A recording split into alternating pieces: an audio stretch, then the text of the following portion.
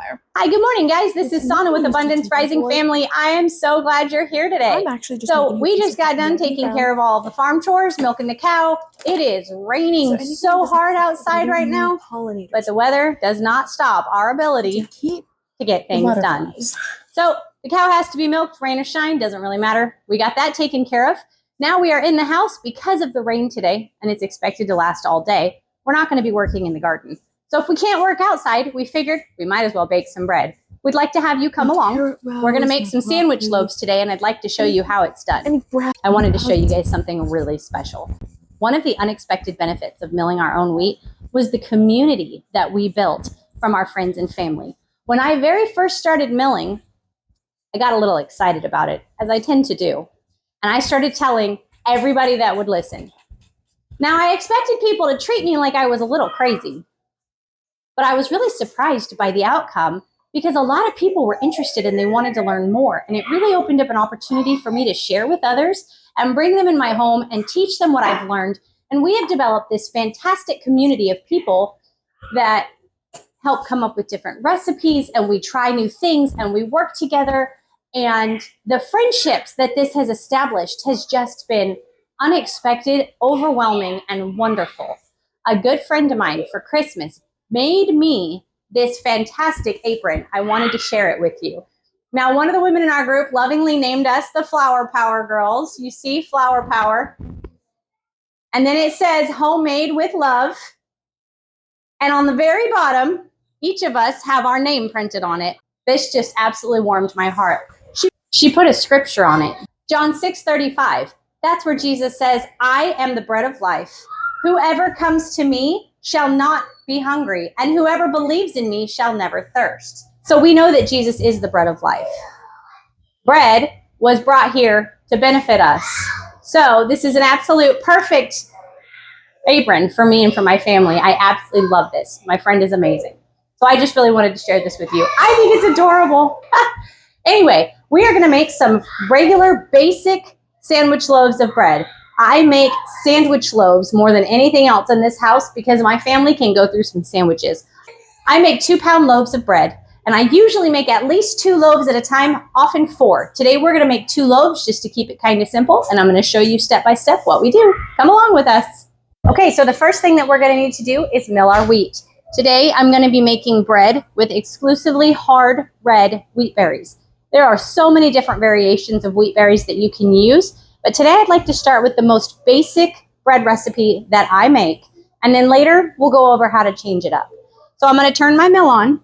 So I use my full glass 4-cup measuring cup, and then I'm also going to be using a full 2-cup measuring cup. This will produce just a little bit more wheat than I need to produce 8 pounds of bread, but we're going to be doing some more baking throughout the day, so it'll get used up. I'm going to go ahead and mill a little more than I need.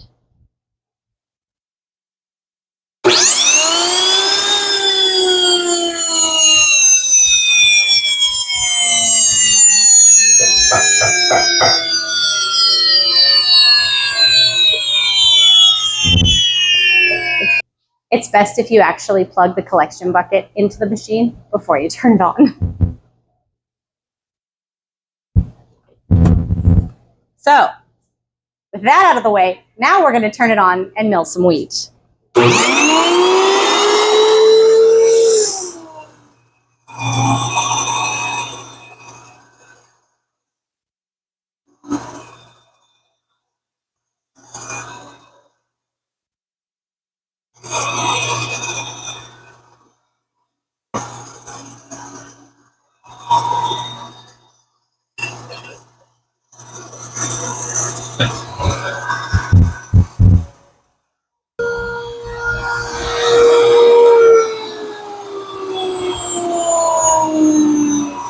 For being a whisper mill, it's not all that quiet, is it?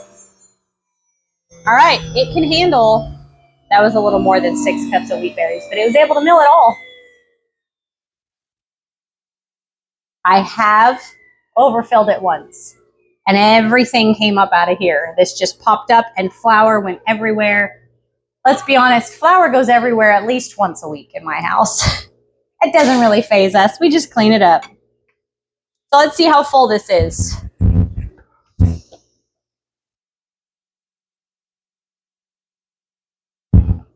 All right, so that genuinely wouldn't have been able to handle any more wheat berries. I found my limit. But look how fine that is. It came out beautiful. The friction of the milling actually gets a little warm. The flour itself is pretty toasty. All right, so the next step is going to be to get everything into your mixer. We use a Bosch universal mixer. This is my baby. I am very proud to use this. I use this for all of our bread making needs. I do not use it for all of my baking needs. But when it comes to making bread, I have not found anything better than the Bosch. So for a double bread recipe, for 4 pounds of bread, we're going to start by adding 3 cups of water into the Bosch. I had this pre-measured out.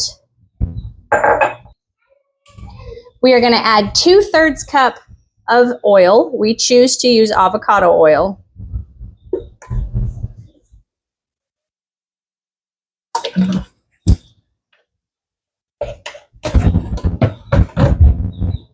Two-thirds cup of honey.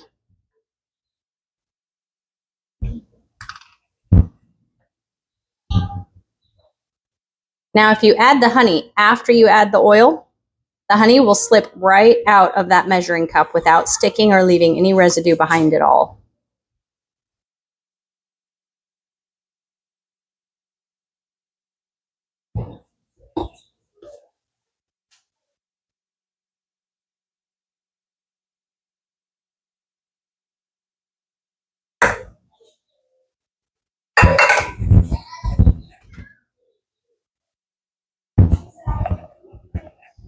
Look at the size of that egg.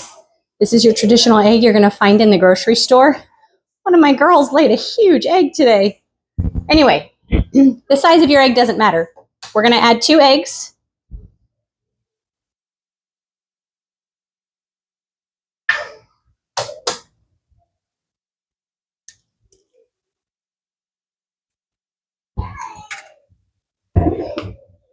And then it's going to be time to add the flour. We're going to add the flour and we're going to turn on the Bosch and mix it just enough to get everything incorporated and wet. And then we're going to turn it off and we're going to allow the flour to absorb some of that liquid.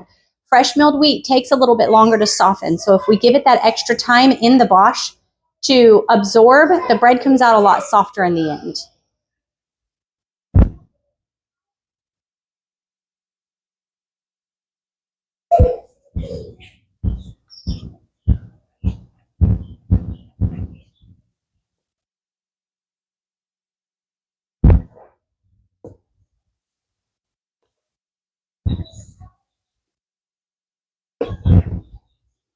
Now I'm going to start with 6 cups of flour.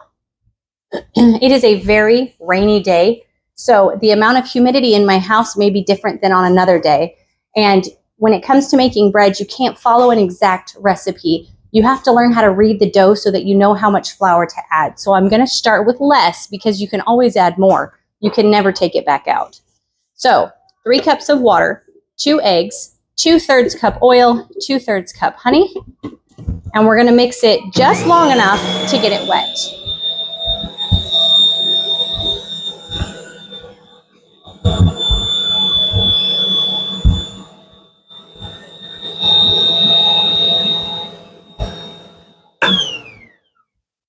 All right, that should be enough for now. We're going to leave that sit for at least 30 minutes and then we'll be back and I'll show you the next steps.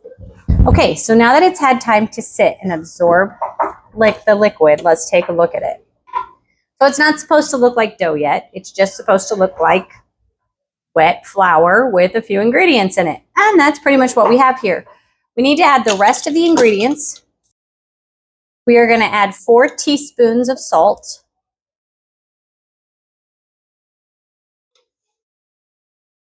And we are going to add 2 tablespoons of instant dry yeast.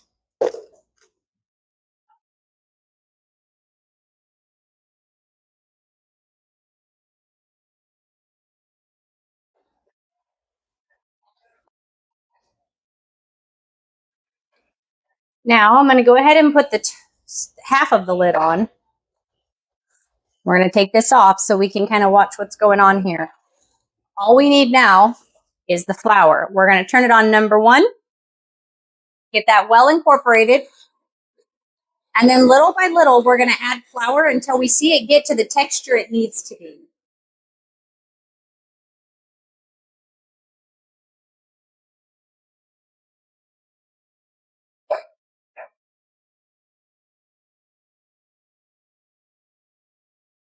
What we're looking for is for it to start pulling all of the bread off the sides and the bottom of the bowl and kind of balling together in the middle.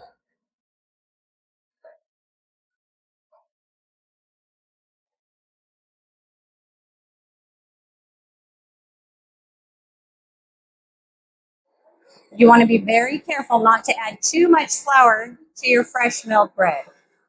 But it needs to be enough that it's actually cleaning itself off the sides of the bowl. For now, it's still very sticky and there's still quite a bit of dough. I do not have an exact amount of flour that you have to add because every day it's a little bit different. That's where you just have to learn the art of reading your bread dough.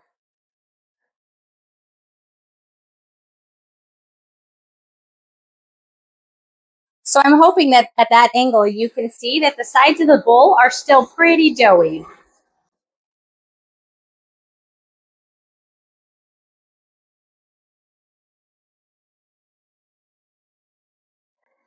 It's just starting to pull off. It's definitely getting better. It's not quite there yet, but we're getting a lot closer.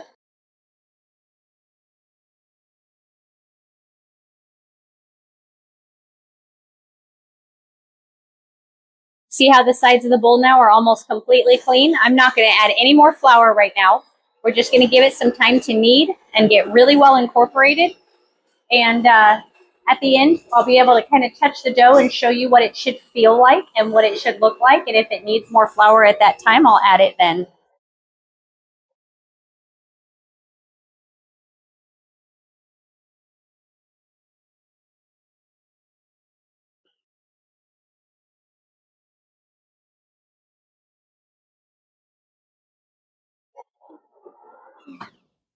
This is a reasonable time to turn it off and kind of feel it.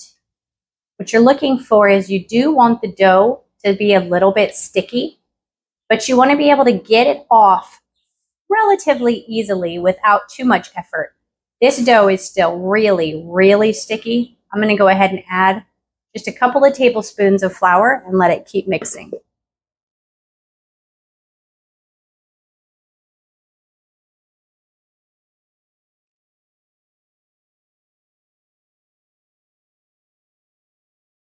It's trying to run away. Looks like we need to add the rest of the lid to it.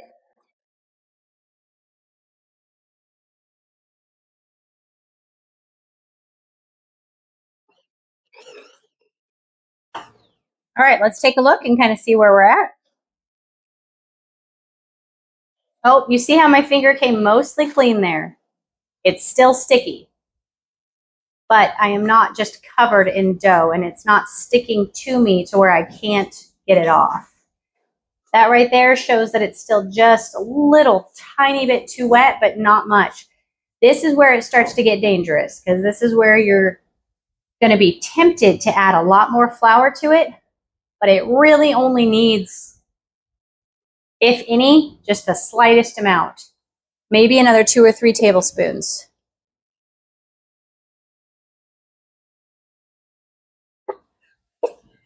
We're going to put the lid back on. We're going to let it mix and knead for a little while, and we'll come back and check it. All right, so the bread is a little bit sticky, but as you can see, it is coming off my fingers. It's definitely still sticky. It's stickier than it would be if I was using traditional store-bought flour. The next thing we're going to look for is how long we're supposed to knead it. So the dough isn't too terribly shaggy anymore. It's starting to get smooth, and it's slightly sticky to the touch. So we're going to take the dough and we're going to very gently stretch it. As it stretches, you're looking to see if it tears, like it did right there. If it tears, it is not done kneading and it needs to go longer. This is getting pretty thin. I'm getting places where I can start to see the light come through. So it's close, but that hole right there tells me, and that hole there tells me it's not done. So we're going to put the lid back on and we're just going to let it knead for a few more minutes and then we'll be back to check it. So this has been kneading for about 10 minutes and it's getting pretty warm just from the friction of going round and round the bowl. It's still a bit sticky too.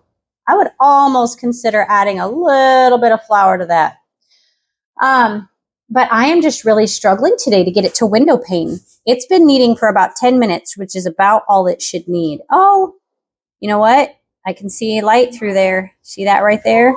Maybe we have finally reached window pane. I heard a tip yesterday that I was going to try since I was struggling so much with somebody who said that instead of keeping it kneading and kneading and kneading until it reaches window pane, that sometimes it's best to shut it off and let it rest. And as it cools, you can test and actually find that it's kneaded as far as you need it to be.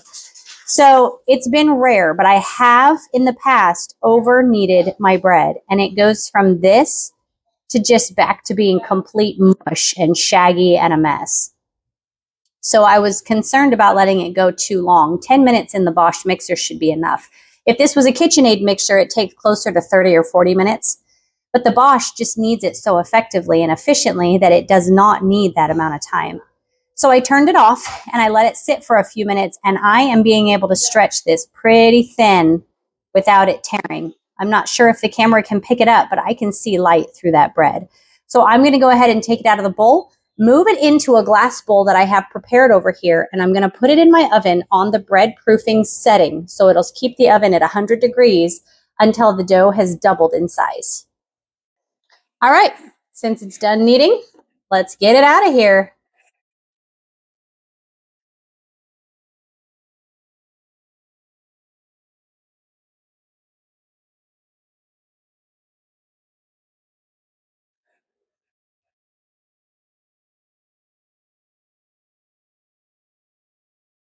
Now, by the time this has doubled in size, it will be mounding over this bowl, but it does seem to be big enough to handle the 4 pounds of bread dough.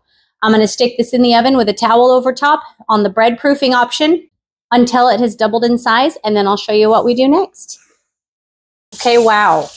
When I said that it was going to double in size, it would appear that I meant it.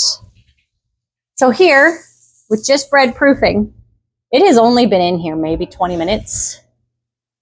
Yeah, we filled the bowl. I told you guys it would be overflowing.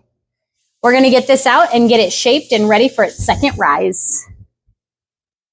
Okay, so when we say doubled in size, this bread recipe is an overachiever. I want to share with you another product that I got from one of the ladies in my Flour Power group. This was a gift. These mats are absolutely fantastic for shaping your bread on. So not only does it save your countertop, the bread is less likely to stick on this. You can put a little bit of oil or a little bit of flour to prevent it from sticking, but it's just so much easier to work on this surface than on whatever countertops that you have at home.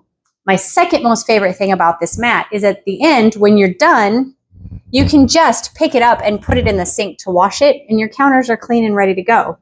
So this mat is well worth using when you're shaping your bread.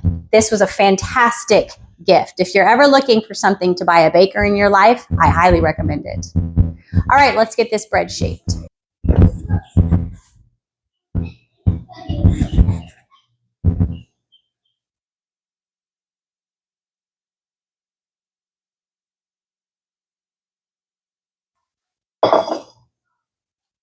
We're going to start by cutting it in half because this is going to make two 2-pound loaves of bread for me. This bench scraper is a fantastic tool, especially because we're working with a stickier bread product. It really works better than just using your hands. Now, I could measure these out to make sure that they're both even and equal sizes. Since I'm making them just for my family, I kind of just eyeball it and I get close. So I'll check them out. It feels about right. It looks about right. So I'm going to set that one off to the side. I've got this beautiful dough ready to go. I'm going to start rolling it out. We're looking to make a giant rectangle out of it. My favorite loaf pans for regular sandwich bread are these Pullman pans with the lid on top. Now, the brand that I bought does not require oil or flour when I'm baking the bread. I don't have to oil these. The bread has never stuck to the inside of the pan. I have friends who bought a different brand of Pullman pans, and they do have to oil them. In fact, going on my word, the last loaf of bread they made here at my house, they did not oil their Pullman pan, and it was a very big mistake. So I won't say that you don't have to oil your pans, but I will link below the ones that I purchased, which I have not had to add oil to, and the loaves just fall right out perfectly every time.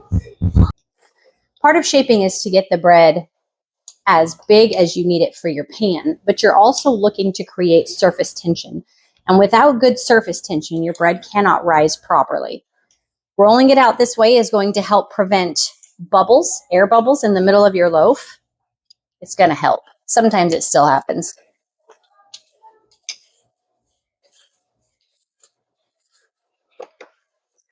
So as you can see, the bread's not nearly as sticky as it was earlier. It gets better the longer it sits.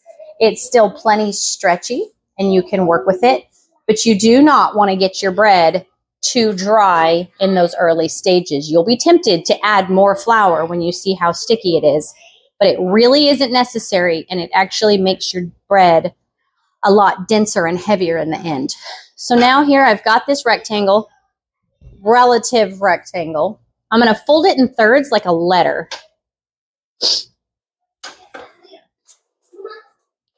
I accidentally put my plate on the car. Can I go get it? Yes, you may. Yeah.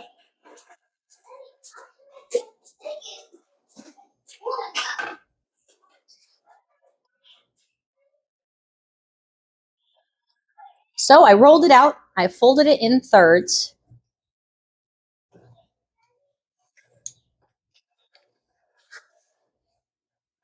Just kind of incorporate it all together. And then you're going to take your bench scraper and pick up just a little bit on the bottom. And you're going to pull back just a little bit. And you're going to roll it. And then you're going to pull back just a little bit. And you're going to roll it. Pull back and roll it. And I'm just sort of widening the middle because it tends to shrink in as you're pulling back. And roll it. You're going to pick it up, pull back, and roll it. And that helps create the surface tension on your bread that you want to see. And then we can take and just tuck in the ends. See how silly that looks? We're just going to tuck it inside. And now we need to get it so that it will fit in the length of this pan. So I'll just kind of work it, almost like my kids when they're making Play-Doh snakes. I'll just kind of work it back and forth, pushing down gently until it gets as long as it needs to be.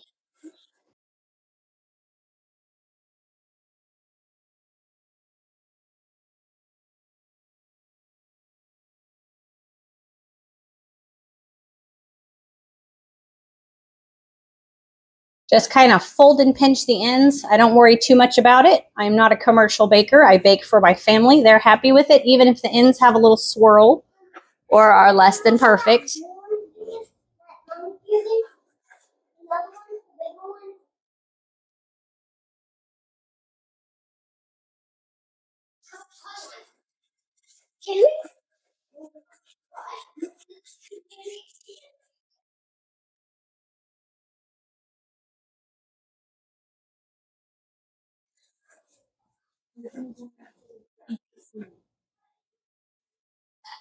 And then we're going to plop it in the pan.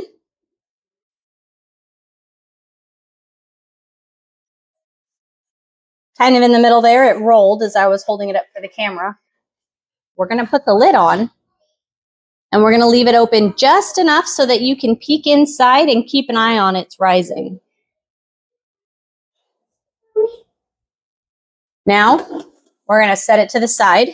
We're going to do the exact same thing for the next pan. And when they're both done, I will put them in the oven with the bread proof so that they have time to rise. And once they get to the very top, it'll be time to bake.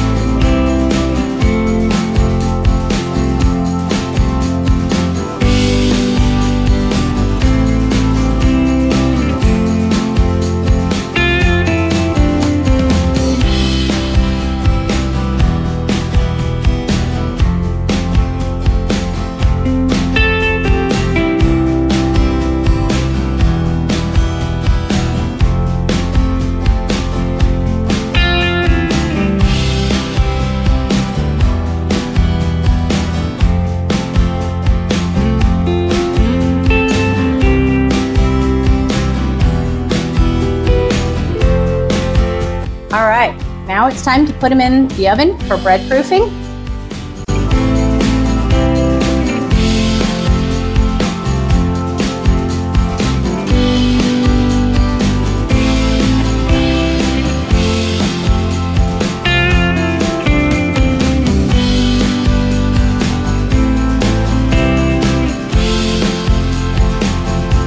We'll be back after it's had some time to rise.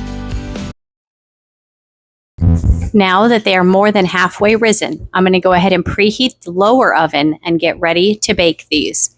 They'll be ready to be baked very soon. We're going to preheat the lower oven.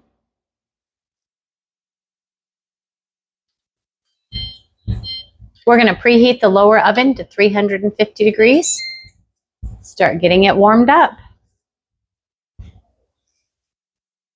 All right, let's check on this bread. I'm not sure how easy it is to tell, but it has risen to the top. You do not want it to rise out of this opening, although we've definitely had that happen. It's not a major deal. Your bread comes out looking like it has a mullet. But anyway, we're going to close them. We're going to put them in the oven below because it's already preheated to 350 degrees, and we're going to let it bake for 30 minutes.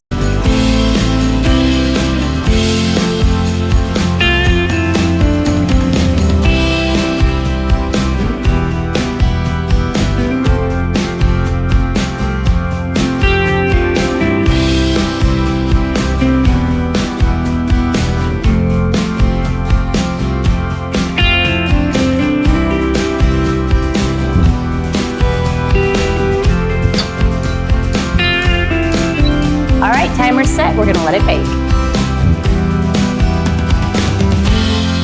All right, the alarm went off. It is time to get this bread out of the oven and out of the pans. Let's take a look.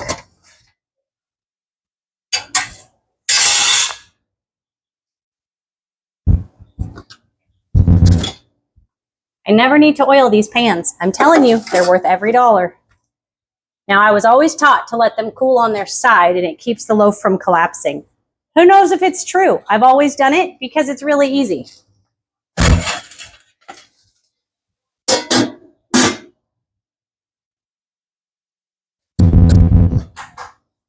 The one time I don't let it cool on its side, I'd end up with a collapsed loaf, and nobody wants that. So there you have it. There is some fantastic bread. My family will eat one of these per meal, 2-pound loaves, and it's absolutely delicious, and it's good for you. Thanks for watching. You buy that from a store? Hey, Mom.